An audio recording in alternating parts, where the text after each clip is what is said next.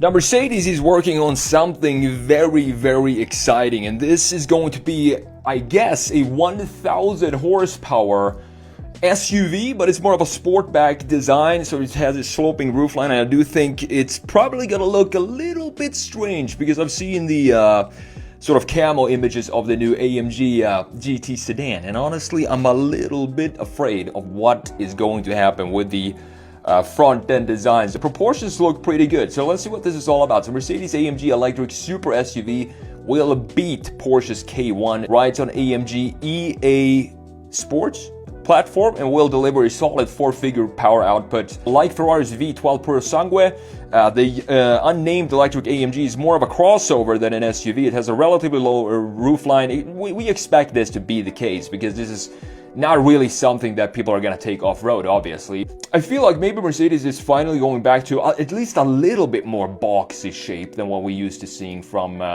EQ series, specifically the EQS SUV, which was a blob on wheels, extremely comfortable, but here you can see that the A-pillar does not stretch all the way down here. So the one I think is going to be closest to the production version is going to be this one right here, because this looks to me very similar to what we have in the spy photos of the AMG, I think it's called the AMG GT sedan, and it has a very similar front end. Here you can see that we have the light bar, EQ light bar in the front end here connecting the two headlight units. We have the star pattern in the headlight as well. We have this grille sitting almost like, I don't know, it feels like this grille is just in the wrong position here. This, of course, being the renders from Kolesa.ru, and then we have the Autocar rendering up here.